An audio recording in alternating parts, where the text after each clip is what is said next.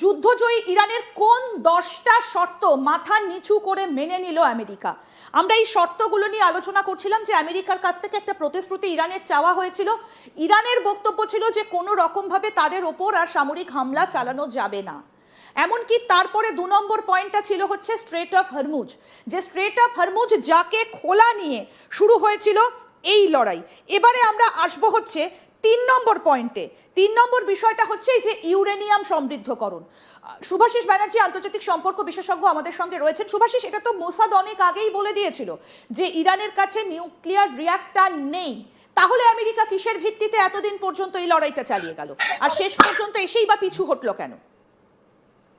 Mossad ভুলে যান, original archive report of DNI তে বলেছে যে দেয়ার ইজ নো চান্স, আমি কোট করছি, আমার লেখা আছে, আমি কোট করছি, there is no chance of finding a nuclear reactor or any kind of nuclear experimentation being carried out in the territory of Republic of Iran.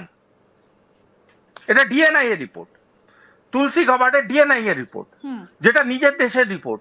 সেটা কেন Donald Trump দেখবে না? ডোনাল্ড ট্রাম্পের সব থেকে বড় নিজস্ব ইন্টেলিজেন্স অর্গানাইজেশন, তার দেওয়া রিপোর্ট কেন দেখবে না ডোনাল্ড ট্রাম্প? কি কারণে দেখবে না?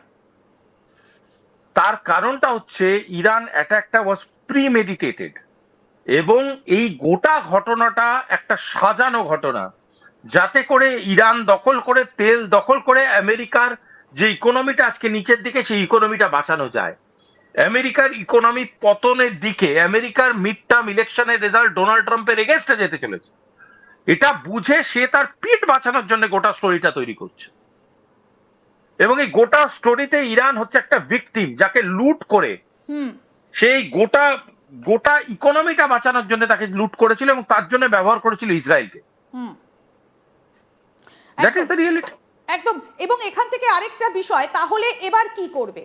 তাহলে কি এবার ইরান এই ইউরেনিয়াম নিয়ে নিজেদের মতো করে তাদের কাজকর্ম চালিয়ে যেতে পারবে? তাহলে আমেরিকার এখন সেই নিষেধাজ্ঞাটা কোথায় গেল? নিষেধাজ্ঞা কে মানে মশাই? ভারতবর্ষ মানে? ভারতবর্ষ মেনেছে? কোন দেশ যাদের পাওয়ার আছে তারা মেনেছে? কেউ মানে না। নিউক্লিয়ার ট্রিটি কটা দেশ মেনেছে? কে মেনেছে? কেউ মানেনি। ভারতবর্ষ যখন স্মাইলিং বুদ্ধা করেছিল তখনও তো আমেরিকার প্রবলেম ছিল। আমেরিকার মুখের উপরে দিয়ে ভারতবর্ষ নিজে স্মাইলিং বুদ্ধা করে বেরিয়ে গেছে। কিছু করতে পেরেছে? কিচ্ছু করতে পারবে না। ইরান যদি মনে করে তার এনার্জি সভারেনিটি ডিমান্ডে তাদের নিউক্লিয়ার প্র্যাকটিস করতে হবে, তারা করবে। সেই জন্য এটা মানে নয় যে সে সেটা টেররিস্ট অর্গানাইজেশনদের দেবে। যদি ইরান সত্যি প্রমাণিত হতো যে ইরান টেররিস্ট অর্গানাইজেশনদের কাছে জিনিসগুলো দেয়, তাহলে সেটা নিয়ে প্রশ্ন উঠতে পারত। আমি তো বলবো হ্যাটস অফ সততার, যেটা ডিএনআই দেখিয়েছে। ডিএনআই চাইলে একটা ক্যামোফ্লাজ রিপোর্ট দেখাতে পারতো, ডিএনআই চাইলে একটা মফ রিপোর্ট দেখাতে পারতো, ডিএনআই চাইলে এমন কোন রিপোর্ট দেখাতে পারতো যেটা প্রমাণ করছে যে নিউক্লিয়ার রিঅ্যাক্টর আছে ইরানে, কিন্তু বা মোসাদও করতে পারতো, করেনি যে তো। বিষয়টা ইরান রেখেছে সেটা হচ্ছে যে অর্থনৈতিক নিষেধাজ্ঞাগুলো প্রত্যাহার করা। এই পথে কি হাঁটবে শেষ পর্যন্ত আমেরিকা? এখন মাথা নোয়ালেও দীর্ঘকালীন ক্ষেত্রে কি এই পয়েন্টে স্থির থাকবে আমেরিকা? কারণ তারা যে কথা আগে কথাই তো রাখে না। না না, এখানে কথা রাখারাখির কিছু নেই। এখানে কেউ পার্কে ঘুরতে বেরোয়নি কথা রাখতে হবে। এটা ভ্যালেন্টাইন্স ডে পালন হচ্ছে না, সিম্পল কথা। এটা ডক্ট্রিন, তোমাকে লিখতে হবে, পেপারে সই করতে হবে। ডোনাল্ড ট্রাম্প 10ই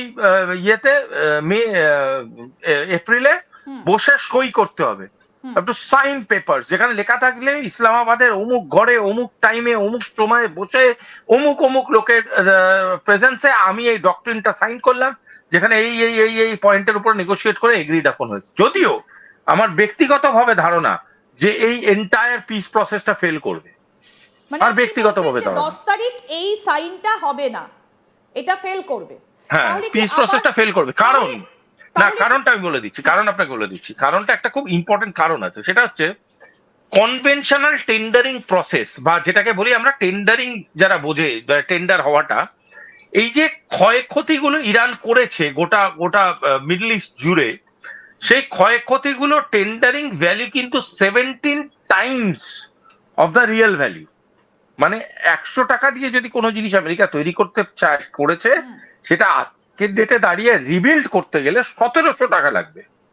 সুতরাং এই টেন্ডারিং ভ্যালুটা যেভাবে বেড়ে গেছে হিউজ, সেখানে ইরান দাঁড়িয়ে যখন বলছে, দেখুন ওই পয়েন্টগুলোর মধ্যে একটা পয়েন্ট আছে যে আমাদের এন্টায়ার ক্ষয়ক্ষতির খতিয়ান পয়সাটা ফেরত দিতে হবে, কম্পেনসেশন বলে যেমন একটা পয়েন্ট আছে। একদম এই কম্পেনসেশনের পয়েন্টটা রয়েছে। হ্যাঁ, এই কম্পেনসেশনের পয়েন্টটা গত 5টা পয়েন্টের মধ্যে ছিল, এই 5টা পয়েন্ট, এই 10টা পয়েন্টের মধ্যেও আছে একদম। এবং আগামী দিনেও থাকবে। আমি আপনাকে বলছি আমার যথা ক্ষুদ্র নেগোসিয়েশনের অভিজ্ঞতা থেকে, সেটা হলো এই 10টা পয়েন্টারের মধ্যে স্ট্রাইকিং পয়েন্টার বলে একটা কথা বলা হয় নেগোসিয়েশনে, যেটাকে ভিত্তি করে নেগোসিয়েশনটা সব থেকে গরমাগর্মি হয়, সেটা হলো এই কম্পেনসেশন। ঠিক। এই কম্পেনসেশন আমেরিকা দিতে চাইবে না, কারণ এটা আমেরিকার এন্টায়ার আপনার ক্ষয়ক্ষতিকে মানে বিপদে ফেলে দেবে।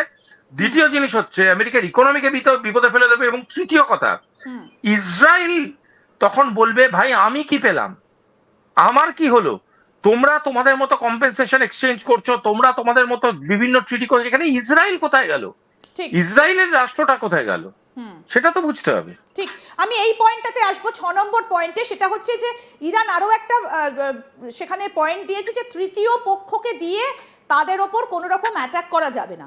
এই তৃতীয় পক্ষটা কি ইসরায়েল? Of course Israel.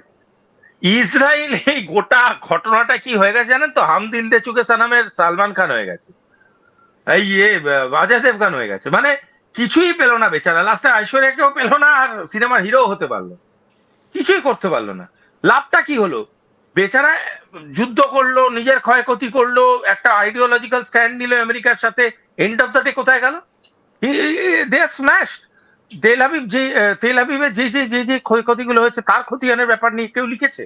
আমেরিকার কোন পয়েন্টারের মধ্যে সেটা মেনশন করা আছে? ইরানের কোন পয়েন্টারের মধ্যে সেটা মেনশন করা আছে? What are Israel's point? ইসরায়েলও তো একটা স্টেক হোল্ডার এই যুদ্ধে। War are Israel's point? ইসরায়েলের পয়েন্ট গুলো কোথায়? কোথায় লেখা আছে ইসরায়েলের পয়েন্ট গুলো, যেখানে ইসরায়েল বলছে আমার এই ক্ষয়ক্ষতি হচ্ছে, আমার এটা চাই, আমার ওটা চাই? কিছু তো বলছে না, শুধু তেল তেল তেল তেল করে চেঁচালে তো হবে না। আর হরমুজ প্রণালীতে স্যাংশন ইরান লাগাবেই লাগাবে স্যাংশন।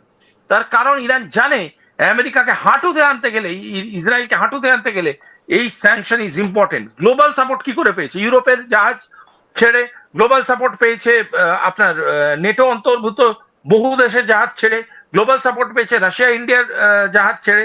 গ্লোবাল এই যে সাপোর্ট গুলো ইরান তৈরি করেছে, খুব বুদ্ধি করে তৈরি করেছে। এবং তার সাথে কি করেছে, তার সাথে আমেরিকা এবং ইসরায়েলকে কর্নার করে দিচ্ছে। আজকে আমেরিকা এবং ইসরায়েলকে নিজের স্টেটাসটাকে এক্সপ্লেন করতে হবে। যদি এক্সপ্লেন না করতে পারে, মহাবিপদ, তারা মাথা তুলে দাঁড়াতে পারবে না। একদম। আমি একটু দেখাই যে স্ট্রেট অফ হরমুজ সেটা কোথায় অবস্থিত। শুভাশিস, আমি আপনার কাছে আসছি, আমি একটু ম্যাপটা দেখাই, আরেকবার আপনাদেরকে মনে করিয়ে দিই যে স্ট্রেট অফ হরমুজটা কোথায় রয়েছে এবং কোন জায়গাটাকে নিয়ে এই যুদ্ধটা 1 মাসের বেশি পেরিয়ে গেল। এই হচ্ছে স্ট্রেট অফ হরমুজ। এই ছোট্ট অংশটাকে নিয়ে এত লড়াই,